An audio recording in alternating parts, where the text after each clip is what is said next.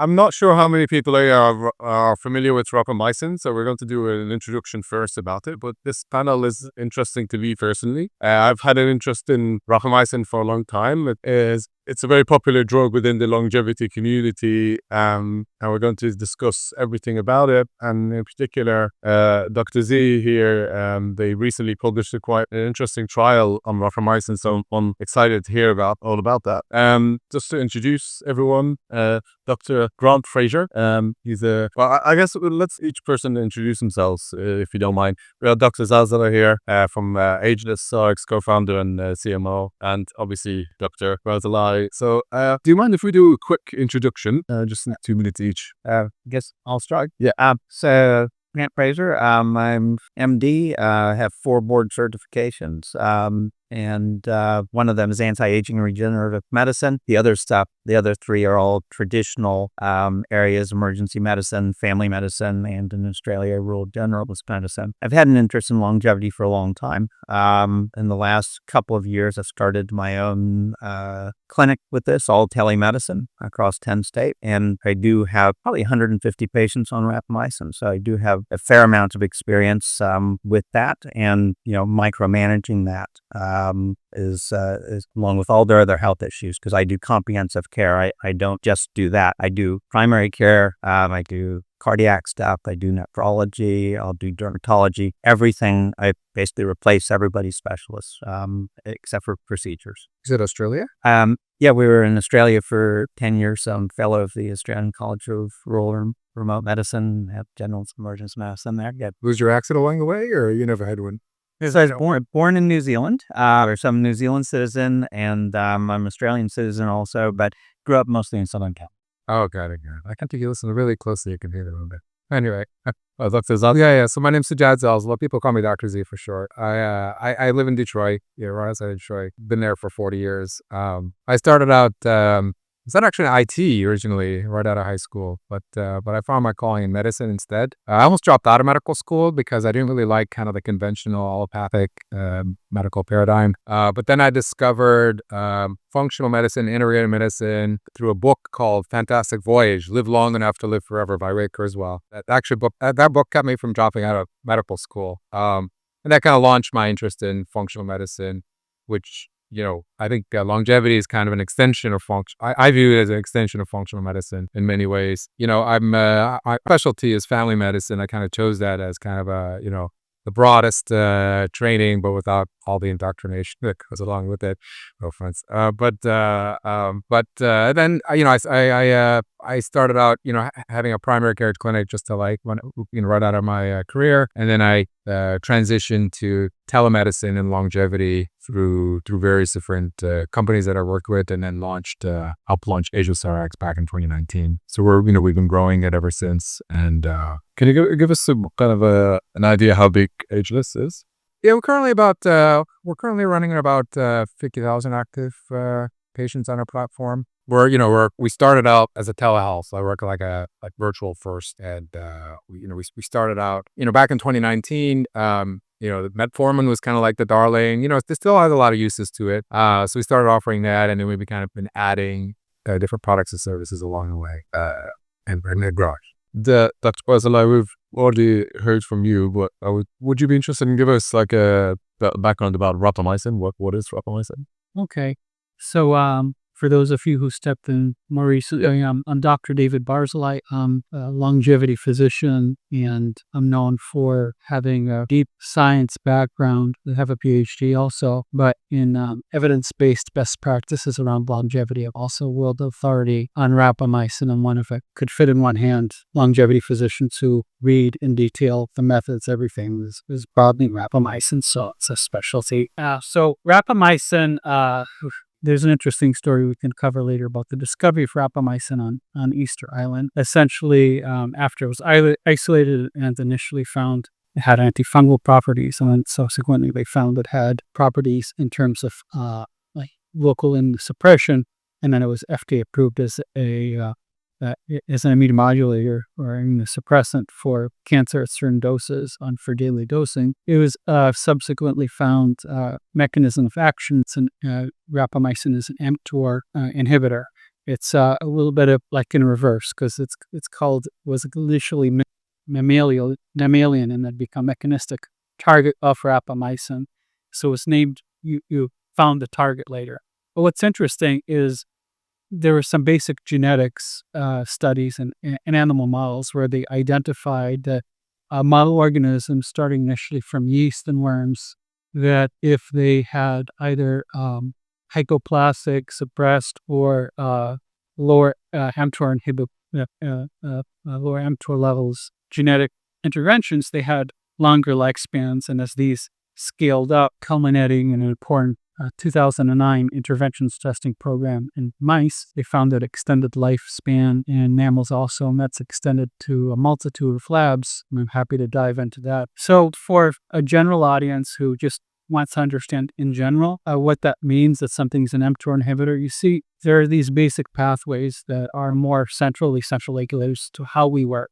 And one of the fundamental things we do is as organisms, which is all the way back to yeast a billion years ago in evolution, is that if you have nutrients, you need to be able to not just use the nutrients to create building blocks for creating structures like enzymes and tissue, and to create energy. There is value for there to be nutrient sensing pathways that picks up. If you have nutrients, then you're more likely to be in an environment where it would make sense for you to reproduce faster, and we make sense for you to grow quickly so that you can quickly get big and strong and reproduce, pass on your genes, and survive and thrive by being strong and able to compete. On the other hand, in other environments where you have fewer nutrient availability, that's the food we eat, we're in an environment where it doesn't make sense for you to invest in reproduction, for example, where your kids won't even survive because they're more likely to starve to death.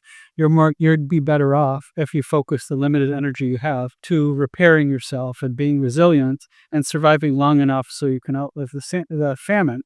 So that's important. And interestingly enough, when we're low on nutrients, things happen like you can think of it as when we consume a lot of nutrients quickly, we create a lot of damage, what have you. And there's a process called autophagy. In that autophagy, it does two things. One, it basically breaks down parts we're not using that are old and often damaged.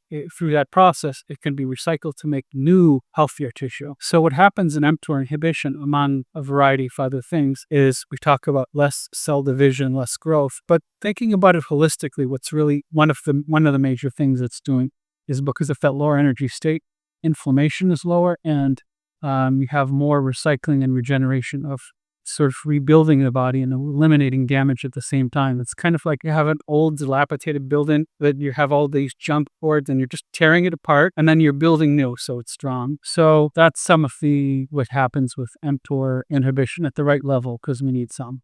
I guess for context, rapamycin is used in different formulations for in clinical use every day. Thousands and millions maybe around the world use rapamycin for immunosuppression. People who have a liver transplant or kidney transplant often use medications that are part of the rapamycin family to lower the immune system. They usually take it in daily doses. There's been a resurgence or maybe a surgence in use of rapamycin in different dosage and different forms with the aim to reap those longevity benefits without the side effects or the negative effects of immunosuppression and lowering your immune system, making you prone to infection. There's no consensus around how to use, I think, rapamycin. I'd love to hear from yourself, Dr. Fraser, about how you think about using rapamycin for longevity purposes, how you formulate your protocol, and what has worked and what hasn't. Yeah. So I think the big thing is, as you're trying to improve your longevity, you don't want to do something to off yourself accidentally. That kind of ends up not being a good strategy. So getting immunosuppressed is not a good choice, and it's an issue of how you do this safely. And my approach to this is I have kind of two cohorts of patients, those who are in this for kind of general longevity. And then I have another cohort who are in it for high risk of neurocognitive decline. And I end up dealing with those two cohorts a little bit differently, but under same strategy. What I find is that if we have mTOR C1 inhibition for about 30% of the time, I've got two patients in the last year who had, both males, who had soft tissue infections while on rapamycin. Both of them, interestingly, upper eyelid infections have all been. They're easily treated, and but it is something where I'm not sure that's outside the range of normal. But it is something where, yeah. So you do increase some risk of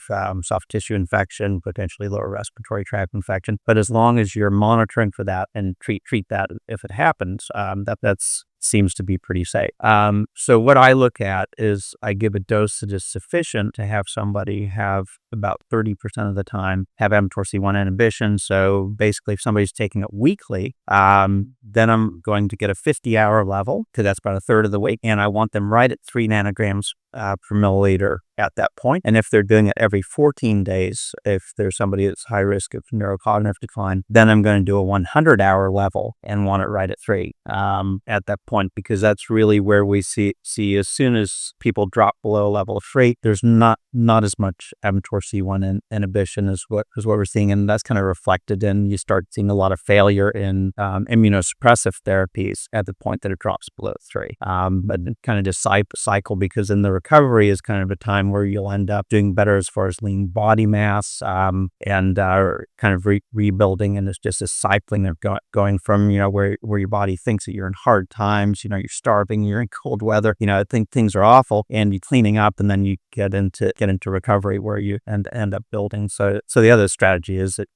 as to when people end up doing their weightlifting, for example, if you're doing weekly, the first 2 days after taking it, good time to go for a hike, do other things. But if you're wanting to build muscle, wait until day 3, and if you're doing it 100-hour levels, then you're going to end up adjusting that. Yeah. Do you do any regular safety checks, as in blood work or that? Just yeah. So pretty much we have initial basic panel that we're going to do, and then in 3 months I'm going to take a look at another one, and I'm going to look at a level after they're on their final dose. I'll wean people off gradually, and when they're on their final dose, where I estimate that that's going to be their dose, then we check a level. And it's amazing the variability. I've got people who are identical in gender and weight, where one of them's taking 5 milligrams to get it, one of them's taking 12 milligrams. Just so if you just assign a random dose, if you think that the level is relevant, which I do, and you don't measure it, you've no idea. Dr. Z would love to hear about the Pearl trial, because one of the issues with rapamycin is that how do we know it's working? And we can only really tell based on evidence such as the Pearl trial that you guys closed a few years ago and published recently. So I'd like to hear a bit more about how you came to the endpoints that you measured, and what were the results for those endpoints. Yeah, so a quick background. So like I said, when we launched Aegis back in 2019, there was a lot of interest in rapamycin for longevity, but there weren't very many people doing it. I think you had some longevity clinics or anti-aging clinics, a lot of overlap between terminology doing it. You had people like Alan Green, they got sold, he passed away recently. He was kind of well known for prescribing rapamycin, but not very much was known. There was not very much in the way of human clinical trials, back, like I said, 2019. So we wanted to prescribe it. A lot of people were asking for it because it was a very promising therapy, but we didn't feel comfortable at the time prescribing it through telemedicine. Like I said, it was one thing if you're doing your clinic and you get to see the patient in front of you, doing all these measurements, things like that. It's another thing, kind of being more comfortable remotely. So we commissioned the study. So we brought together some PhD researchers in various different fields, and we kind of did a deep dive in the available literature at the time from the mouse studies and some limited human studies and things like that. There were some dog studies at the time as well.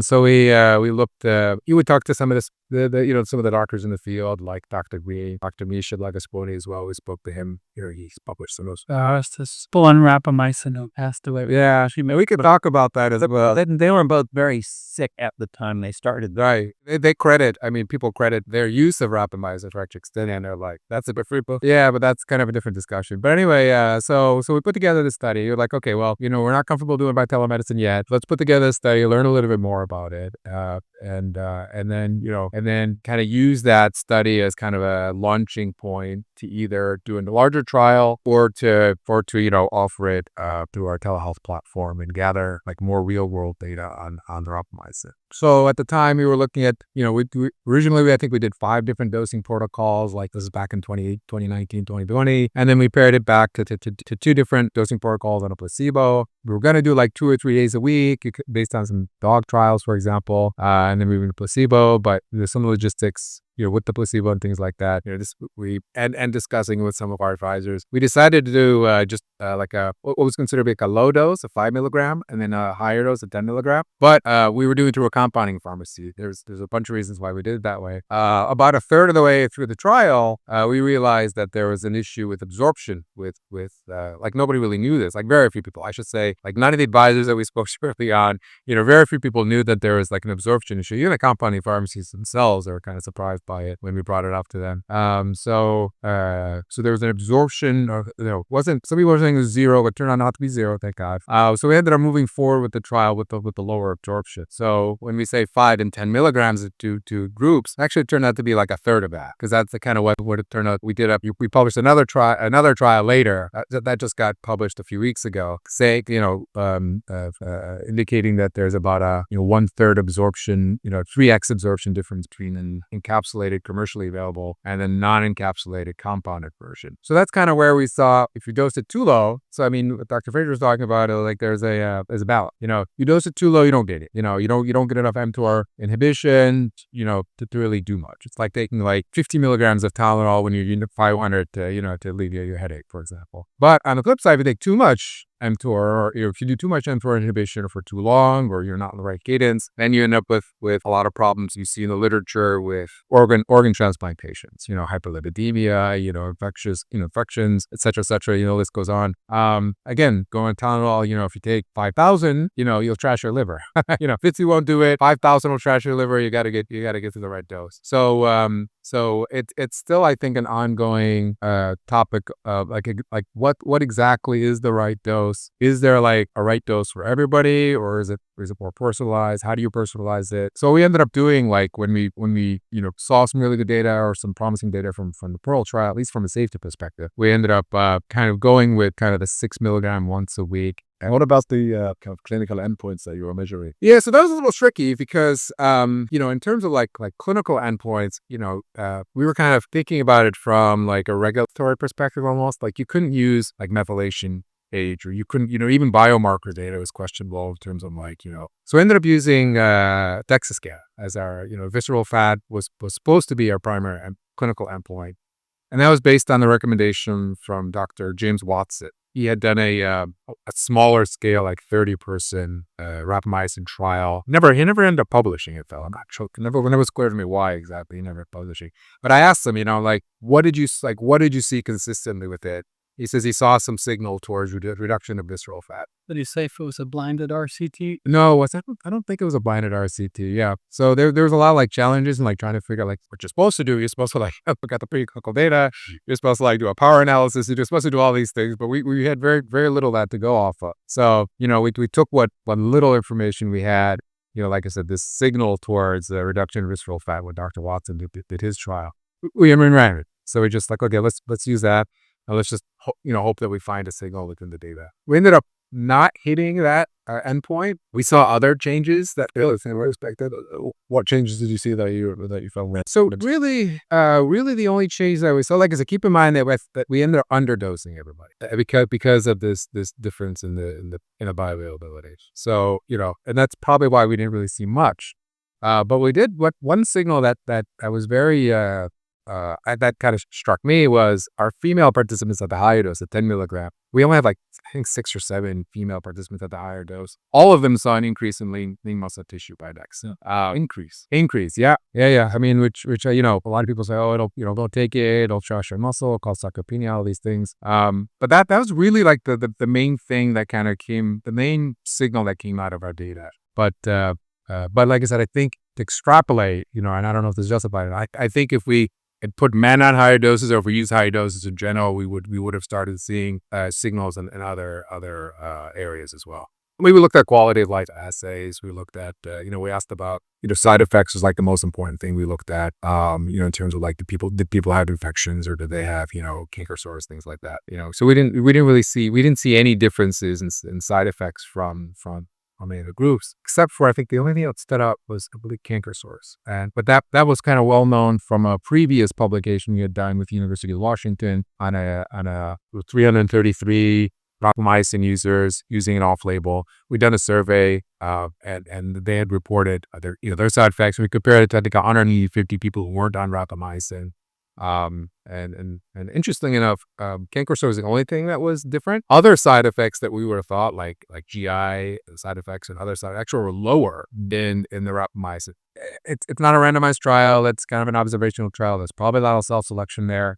It's possible that people who had a hard time with rapamycin drop off, well before they filled out the survey. But kind of a mix between our early, data on a Pearl trial, and then this survey kind of then left us to be a little bit more comfortable with then moving forward on a kind of a larger observational record by offering it to our telehealth platform. So question for you, Dr. Barzilai, is how would someone think about whether rapamycin is for them or not, and how would they make that decision? I think so. I definitely have clientele who make informed decisions and choose to go on rapamycin. Doesn't have to go that way. It can go in the opposite direction of that tends not to be as much. I think the first point I want to make is that though I prescribe rapamycin and I'm an expert in rapamycin, if somebody asks me, do we know that rapamycin works in humans for things besides the FDA indications, the answer would be no. Qualifications there.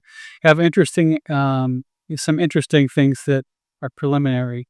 In the Pearl study, actually, you mentioned the DEXA, but as far as endpoints that were statistically significant for that trial, they identified specifically in women one self-reported pain, and the other one that was statistically significant was visceral fat for women. But the challenge, so that's evidence, but remember there's a spectrum of evidence. You have biologic plausibility for things to work better in women based on the animal studies, where there was a greater lifespan extension for a given dose, although not necessarily for a given serum concentration, because it tends to be higher for a given dose in women. But at the other side of the coin, I always look at, this is a 48-week study. It had about 103 or so individuals. About a third of those were females. And something can be statistically significant and still be wrong, particularly in a study like this where there was no Bonferroni or other correlation for multiple comparison testing.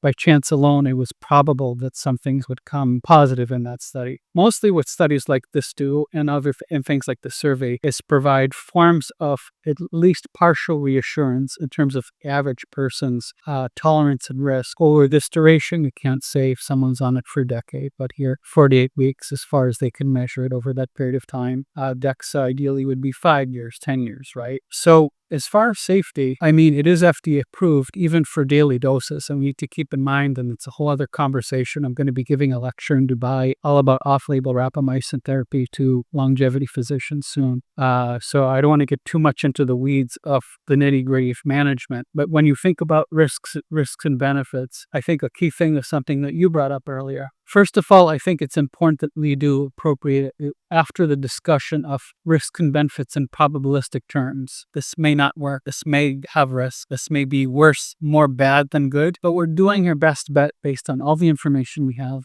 looking broadly at the animal models as well as preliminary data in humans, like Joan Mannix, one of her earlier studies, wasn't replicated or was never really accurately ever tested again in the same exact manner that it may boost our immune response to vaccines in older adults. So we have this data and we have the conversation. And the next step is, are there reasons why it might be contraindicated in absolute or relative terms, the reason someone should not be using that? And that's subjective as well as objective variables. One of them might be the conditions they have. If someone is an uncontrolled diabetic or even on good lipid management or their willingness to do lifestyle plus X, it's still not well controlled. This might not be the best therapy for them, even though there's some other data in terms of rapamycin, maybe anti-atherosclerotic in some settings. Just you might not want to be able that. Another one is their tolerance for risk. Another one is how reliable they are. There's someone anonymous that I know very well, I call N1, who has been on the highest documented dose of rapamycin by far with testing that I'm intimately part of. And you can Like the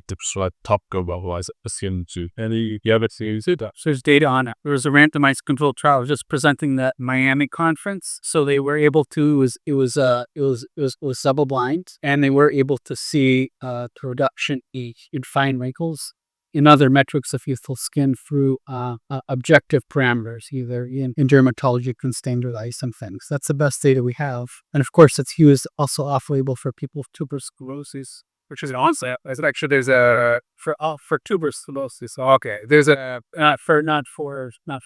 no. There's a commercially available. It's called mTOR. It's like a really expensive, like $2,000. I think it's like 0.1%.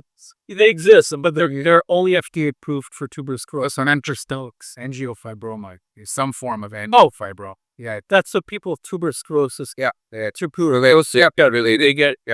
How about this? Well, actually, it's the approved. Nice. Like a commercially available product is called mTOR. It's incredibly expensive. Not FDA approved for steroids. Yes, Yeah, no. for tuberous sclerosis and angiofibroma. Yeah, fair. There's speaking of FDA approval, there's some cat feline for feline hypertrophy. Cardiac hypertrophy.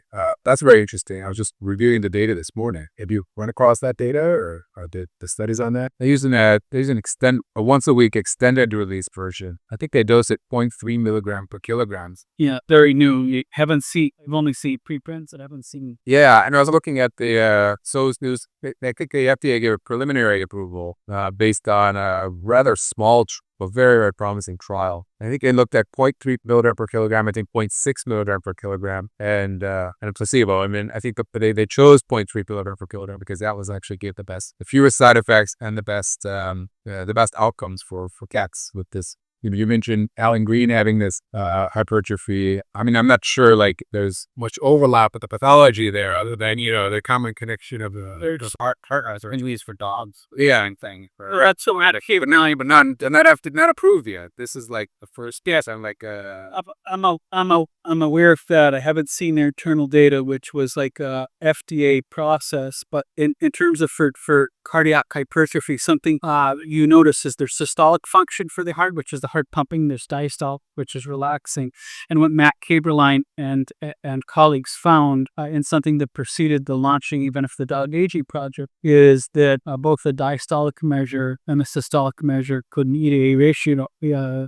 Could basically a ratio of what you see in ultrasonography. Those both improved. It wasn't well replicated in a subsequent larger trial that he did, but there are reasons to believe why that might not have panned out. For the same reason Joan Manick's work in humans for immunity didn't quite replicate, but she actually used a little bit of a different set of medications as well as a less well-selected population. And the FDA changed its goalposts too, because the FDA said we need to make it subjective symptoms instead of objective signs. And now everybody's like coughing and sneezing because they're they're older and they're not feeling great. They're singing. So there's a lot of there's a lot of excitement because there are several ongoing trials in humans using rapamycin. And back to the animal models, one of the exciting things about what you were discussing is that the level of proof for animals is not as great for human beings, and they can have closer to like an aging indication right now the way things are structured. When people see that their animals seem to be functioning better, I think that's going to lead to a boon in people clamoring for high quality studies, validations, and in introducing the level of having endpoints that can rigorously be tested. The FDA finds acceptable, so we can really test these things out. And for anybody who's a donor, Triad, that's a subset of the dog aging program. It's a subset that my friend Matt, he's had like some funding issues with that, and they've reached some of that, and it's probably didn't go forward, but it will help a lot if you want to have this basically rapamycin tested in dog for a larger cohort and much more rigorous. I think they just got some funding, right? They did. They got enough funding that probably, you know what I mean? But they could be doing more. Yeah. And Two more lawsuits. One more to around one market. Just jumping into the Brian Chico, I run Rapamycin news. There's been a lot of news around Brian Johnson quitting Rapamycin. Do you guys have any commentary on his rationale? Do you agree with it, disagree with it? Any thoughts on that? I'm happy to answer. Spoken a lot, so I'm happy to answer well. So, I think that I would go with Dr. Stanfield's review of that decision, which he does a very nice job going through that. And essentially, the problem is when you're doing a number of different things, it's complicated, but then also when your measurement as to where you go, where you say, this is not working or this is harming my aging, and the measurement tool actually doesn't show that. And that's the basis of your decision. It's a little bit of a challenge. And this is things like, my wife and I have done epigenetic testing and with different companies, and we have as much as, I think, 25 years variance. So then if you're using that using those types of things to then go, okay, I'm 0.4 month older, but the noise is massive. So I think that's the balances. Yeah. So that's where I see the problem with his logic is that the measurement tools he's using have never been validated. They've never been tied to outcomes. They've never been tied to hallmarks of aging and disease and so forth. And yet you're saying, okay. And I understand it. It's certainly, look, it worsened his insulin sensitivity, it worsens his glucose, worsens his lipids. I take rapamycin, it doesn't do any of those things to me.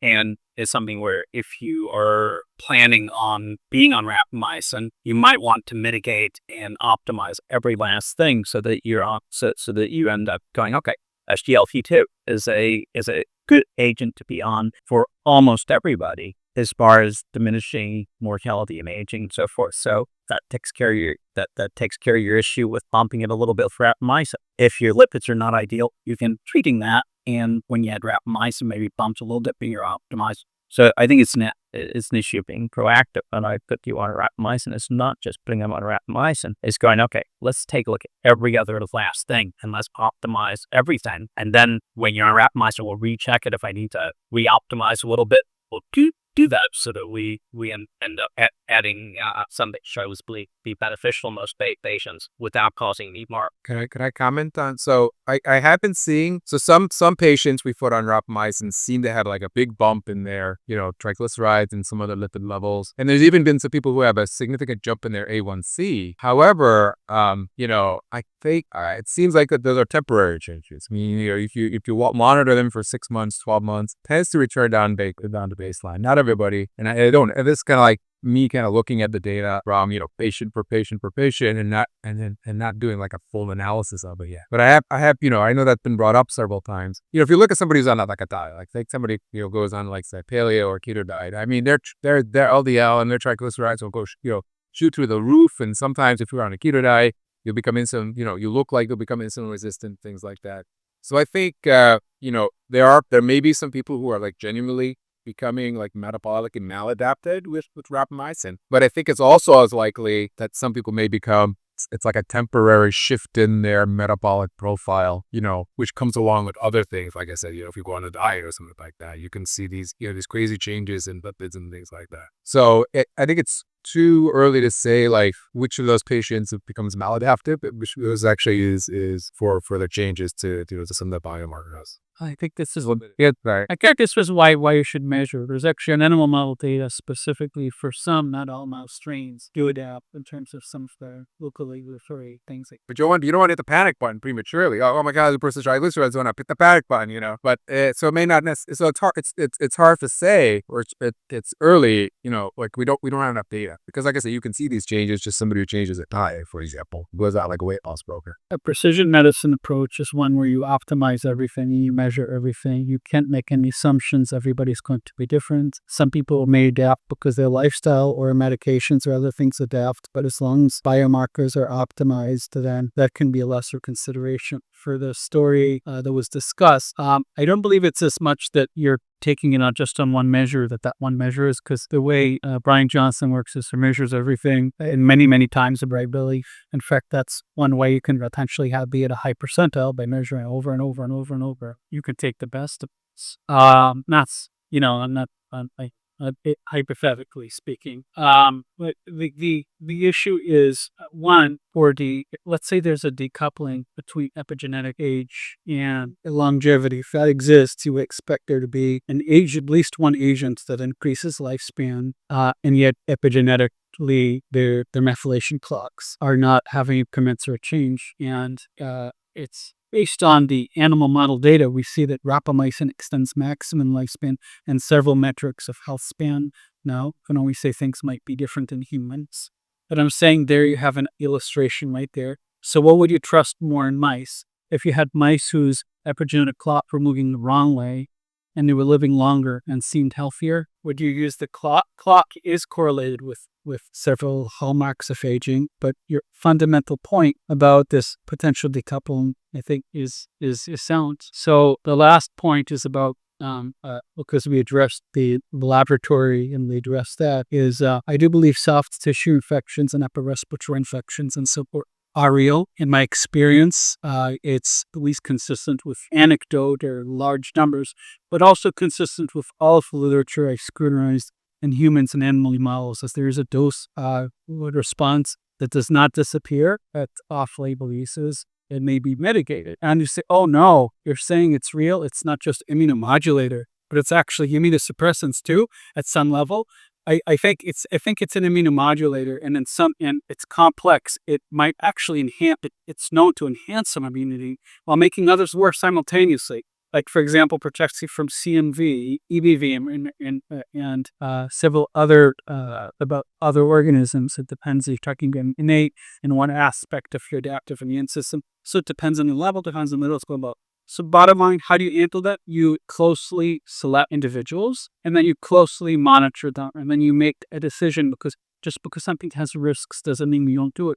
Otherwise, we shouldn't get in our car to our jobs, and we shouldn't take any medications either, because every medication that helps us in the right context can be harmful. I will thank you again for